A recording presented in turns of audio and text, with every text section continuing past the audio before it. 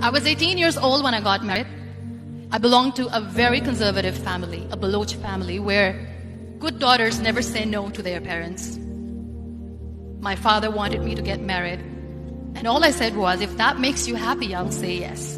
And of course, it was never a happy marriage.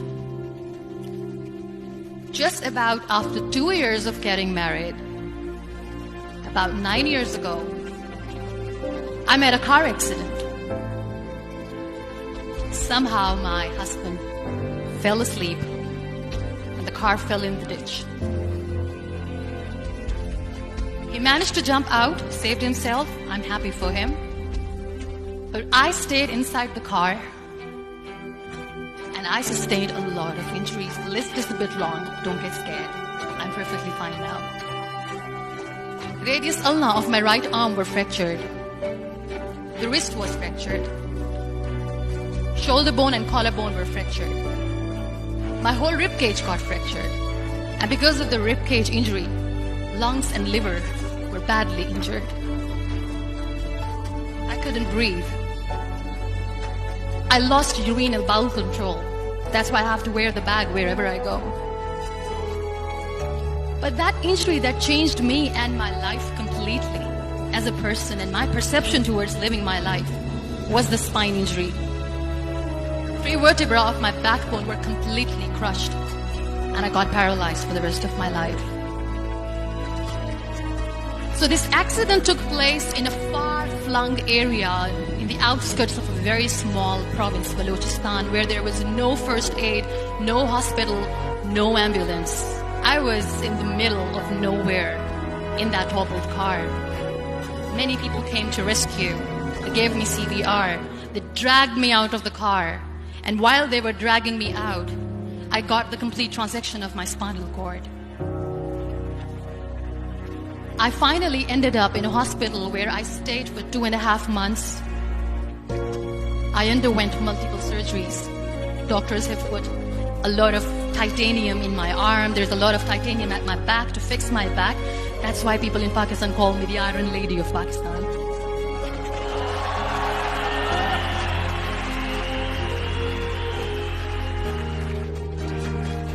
Those 2.5 months in the hospital were dreadful. I will not make up stories just to inspire you. I was at the verge of despair.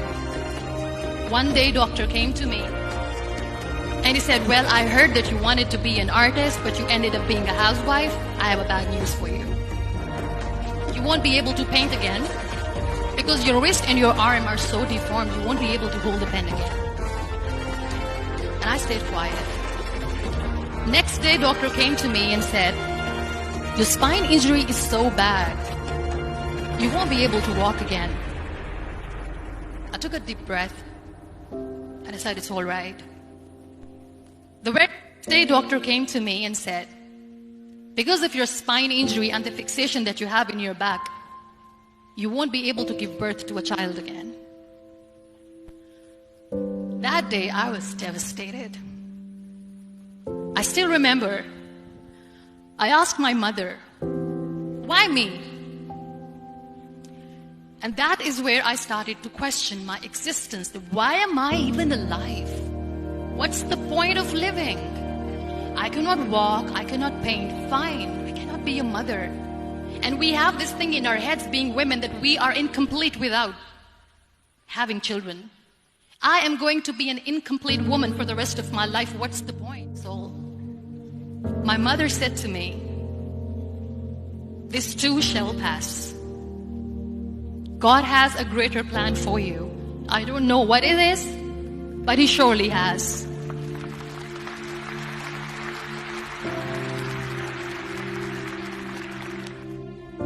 So what kept me going was, one day I asked my brothers, I know I have a deformed hand, but I'm tired of looking at these white walls in the hospital and wearing these white scrubs. I'm getting tired of this. I want to add more colors to my life. I want to do something. Bring me some colors. Bring me some small canvas. I want to paint. So the very first painting I made was on my deathbed, where I painted for the very first time. There were a lot of infections in my body, a lot of allergies. So doctors wanted me to lie down on the bed straight for not 6 months, for not 1 year, for 2 years. I was bedridden, confined in that one room, looking outside the window, listening to the birds chirping, and thinking maybe there will be a time when we'll be going out with the family and enjoying the nature. That was the time where I realized how lucky people are, but they don't realize. And you know how it all began? That day I decided that I'm going to fight my fears. We all have fears. Fear of unknown, fear of known, fear of losing people, fear of losing health, money.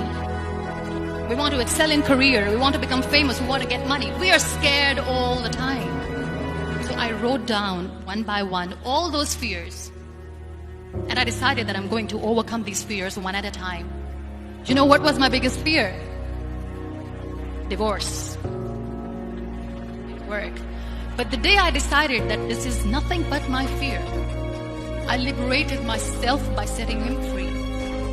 And I made myself emotionally so strong that the day I got the news that he is getting married, I sent him a text that I'm so happy for you and I wish you all the best.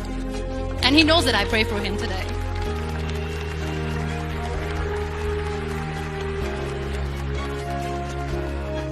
My biggest fear, number 2, was I won't be able to be a mother again.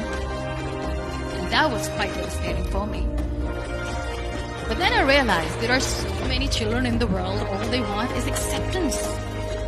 So there is no point of crying, just go and adopt one. And that's what I did.